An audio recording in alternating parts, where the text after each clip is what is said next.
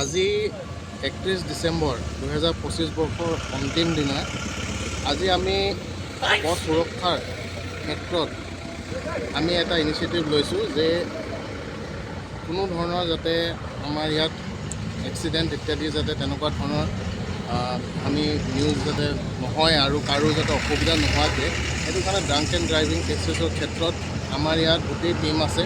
ইয়াত প্ৰশাসন, পুলিচ প্ৰশাসন, আমাৰ DTOৰ আছে, তাৰপিছত এক্সাইজৰ ডিপাৰ্টমেণ্ট আছে, আমাৰ সকলো যিসকল ইয়াত ডিপাৰ্টমেণ্টৰ মানুহ আছে ইয়াত সকলোৱে আমি ইয়াত ফিল্ডত আপোনালোকে গম পাব কলিয়াবৰ সমজিলাত আমি 4-5টামান পইণ্টত আমি ইতিমধ্যে আমাৰ চেকিং চলি আছে আৰু আমি সকলোৱে আশা কৰিছোঁ যাতে সকলোৱে যাতে নিজৰ নিৰ্দিষ্ট যিখিনি তেওঁলোকৰ যাওঁতে যেতিয়া তেখেতসকলৰ কোনো যাতে অসুবিধা নহয় আৰু যাতে সুৰাপান কৰি যাতে তেখেতসকলে গাড়ী ইত্যাদি নচলায়।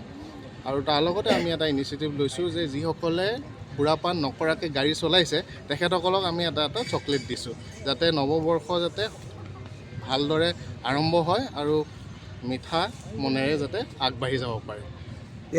এই অভিযান ছাৰ অব্যাহত থাকিব? এই অভিযান অব্যাহত থাকিব।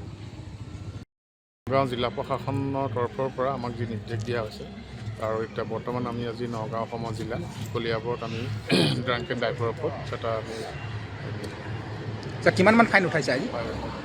অপাৰেশ্যন আমাৰ অভিযান চলি আছে আৰু ফাইন আমি এতিয়া 3টা এতিয়ালৈকে কেছ ডিটেক্ট কৰিছোঁ। গতিকে আমি ৰাইজেও যাতে সজাগ হয় তাৰ কাৰণে সেই পৰিপ্ৰেক্ষিতে আমি এতিয়া আমি অভিযানটো চলাই আছোঁ আৰু আজি আমি এতিয়া কলিয়াবৰত চলামগৈ। গতিকে বিভিন্ন জেগাত আমি এই অভিযান চলি থাকিব। কেইটা জেগাতে চলি আছে? যিকোনো খবৰৰ বাবে যোগাযোগ কৰক আমাৰ এই নম্বৰত 9181 307 2221।